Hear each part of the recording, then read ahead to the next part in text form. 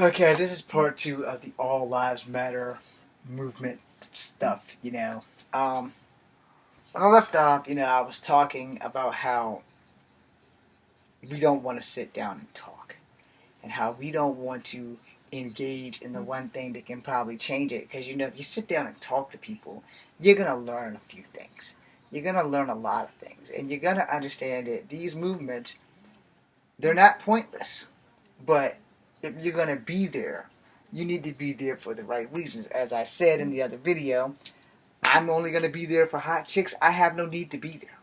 All right? I don't dismiss any of everybody's feelings about these movements that they've caused. No, I don't. If that's what you want to do, then by all means do that. But if you're there to throw bricks through windows, Molotov cocktails at cops, you're not helping the cause. If you're getting arrested on TV for the cause, you're not helping the cause. And I left off talking about race, so I'm going to go back to that right about now. When you talk about race, you're talking about some subjects that is exceptionally sensitive to everyone. And I mean everyone. If you're Asian, you're sensitive to this. If you're black, you're definitely sensitive to this. If you're white, you're definitely sensitive to this. So let me start with a few videos that I've made videos of. All right, you all know my background by now. There's 101 of you, so the new person, this is for you because I didn't put it in the other videos. I'm gonna put it here. My name is James Williams Jr. Welcome to my channel. My ethnic background is Cherokee Indian, black and white. I started pronouncing it as Cherokee Indian, black and white because I relate more to my Cherokee side, even though I don't run around a hairdress and war paint.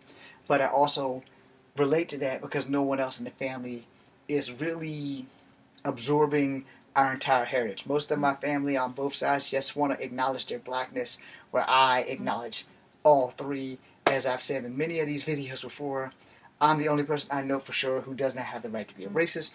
I will call a racist out in a New York minute. I have put videos up about Miss Sunbird, who was a Native American who drove her SUV mobile home doohickey thing through the streets of downtown Los Angeles. 2 dogs were injured in the party, and that was one of the days where I was really just saying that I was going to be black that day.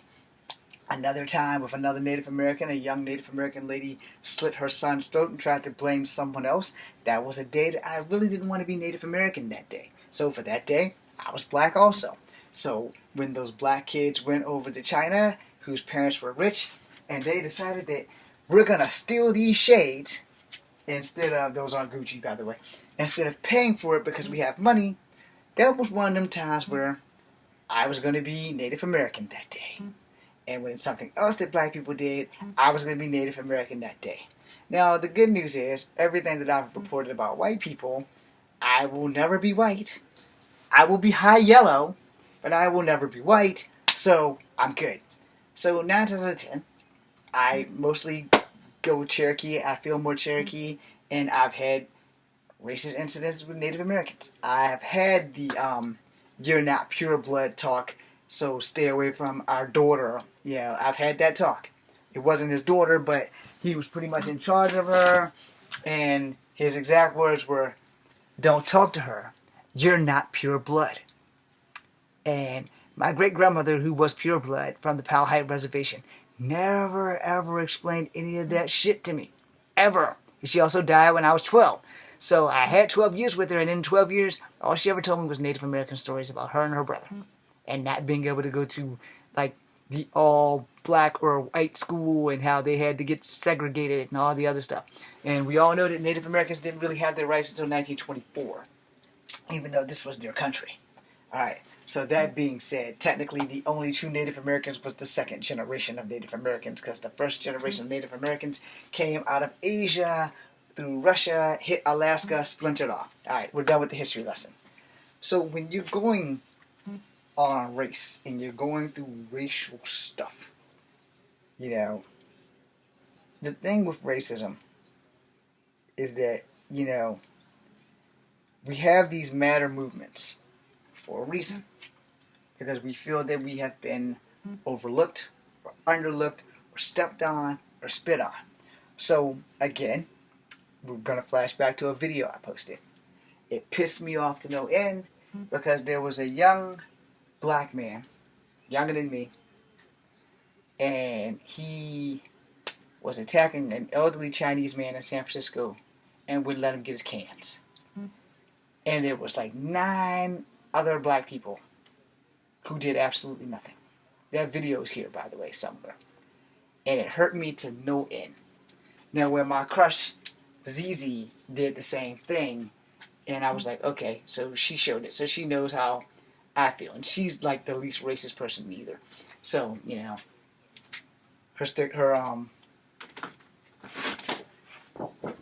I designed some shirts for her. She'll never see this video. And if she does, I want her to marry me. I always leave her really good comments on Instagram, and y'all should follow her also. She's a very good wrestler. Anyway, that neither here or there. So, you know, when they jumped this Asian man with a stick, and he only wanted the cans, because y'all know old cats, man. Even white cats and black cats alike, along with Asians, they collect the old aluminum cans. That was a thing they did in their generation. They collect the cans, they took them to the can mill or wherever the hell you go to recycle the sons of bitches, and you get a little money. And a small story on that, my big sister and I, we collected like 7 or 8 bags full of cans. And I'm not talking small bags, I'm talking like big trash can bags full. And I'm mad because it's funny as hell, but I'm mad. So we went and we got the cans exchanged for money. Now, mind you, we had at least 5 or 6 or even more bags. And we loaded the car up with bags. I mean, we went around for like about 4 months collecting these cans. Shocker. We got $5. $5 whole for all those cans.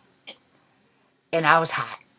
But at the end, I kind of won that one because my big sister just said, here, just take the fucking money. Because you put in all the work to get these cans. And we got $5 measly. I know you're thinking, what does that have to do with anything? It has everything to do with it. When the black guy was attacking the Asian guy over the cans, there were 9 black people around. And not one of them was brave enough to say anything. But they were all cell phoning that shit out, recording it. Watching this elderly man cry. I lost both my grandfathers when I was younger. I have a step-grandfather who I still love, but he's not my grandfather. So he's my grandpa, but he's not my grandfather. Alright, so my dad's dad died when I was 12. He died not too long after my great-grandmother Ada died. So my grandfather, Robert, whatever the hell his middle name is, he died. So, he died, and then before that, my mom's dad died. His name was Russell Emmett Rose. He died when I was 6. And following behind that, my Uncle Doc died when I was like 8 or 9. So I was very much aware of death. But my grandfathers, man, they were fucking awesome. Now, my dad's dad I didn't get to know until like a year before he died. He was still fucking awesome. But I didn't get to know him. But my mom's grandfather, on the other hand, my mom's father, on the other hand, I got to know him for the first 6 years of my life, you know. Or should I say the first 5 years of my life. And he was a great guy. But he was only great to his grandkids according to some of his kids. And, you know, people always tell you what you want to hear versus the truth. So that's a problem. But I got to know him, you know. So when I watched this Chinese guy getting picked on by these black guys, I was infuriated. I mean, I literally wanted to get on a plane to go to San Francisco and find these black guys. Not just the guy with the stick that kept hitting the Asian guy, but everyone else who's just recording this shit. It's like, you guys are watching this man be tortured, you know. And maybe it's the army in me that made me want to come to San Francisco and bust this cat up. Because no one did shit. No one. I might have got my ass kicked because the guy had a stick. But I would have got my ass kicked with the Asian guy versus doing nothing. You know, I learned a long time ago as a child also that sometimes doing something backfires in your face. I've had that happen. with a guy named Chad, a guy named Charles was the bully, and Charles would threaten us, and I told Charles, because I work, it'll be a cold day in hell for you to take my lunch money, but Chad would give him the money. And I told Chad, if we jump him, we can take him. Yes, I said that. If we jump him, we can take him. It's two of us. It's one of him. Like me, Chad wasn't as big as a minute, but he was scared.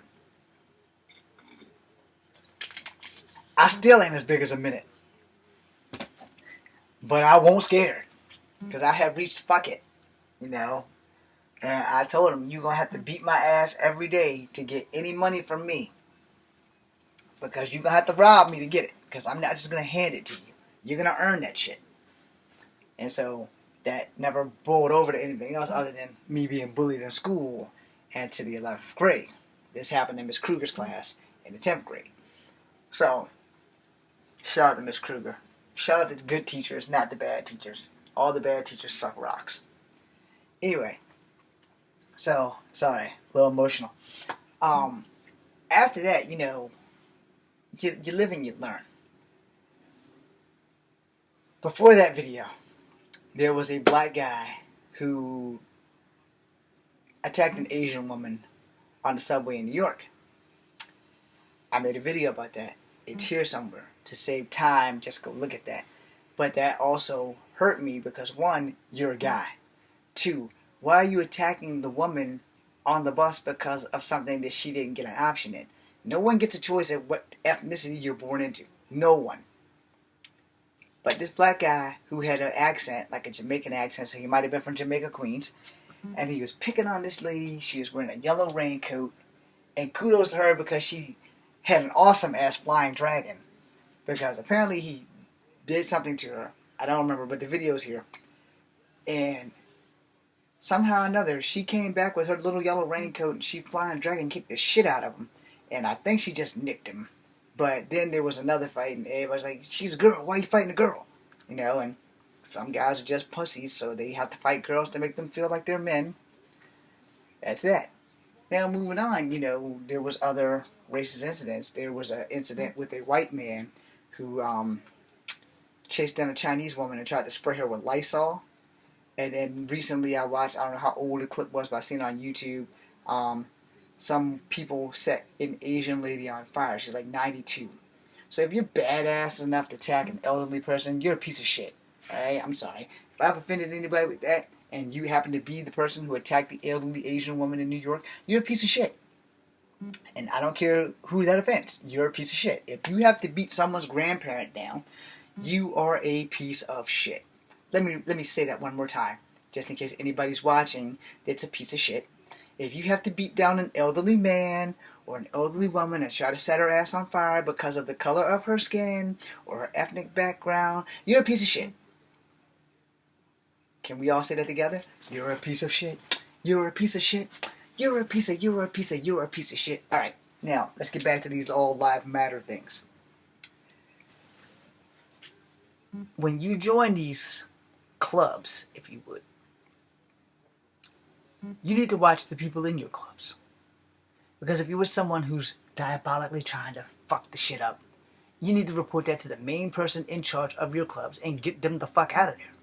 How do you think these things happen? Because no one's watching the guy standing next to them. We're all standing there with our signs out, but nobody's watching the guy in the back. Maybe you're not watching the guy in the front. But somewhere or another, someone's always got a rock or a Molotov cocktail, and they're throwing shit. They're flipping over cars. They're fucking shit up. You're in a matter movement to make a difference. Killing people don't make a difference. Okay, with the exception of the loss of Mr. Floyd and everyone else in between that. Killing people don't make a difference. It can't lead to anything good if we're not all willing to actually sit down and talk about the shit instead of trying to blow shit up to make a statement.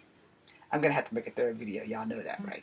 Because I kind of went off track. So the third video will be coming, and I'm going to specifically try to talk about police reform. Alright? So I'm going to end this now so that I can go into that, and then I can go to bed. Alright? Because this is 15 minutes of your life that you just can't get back, and I apologize for that. Thank you.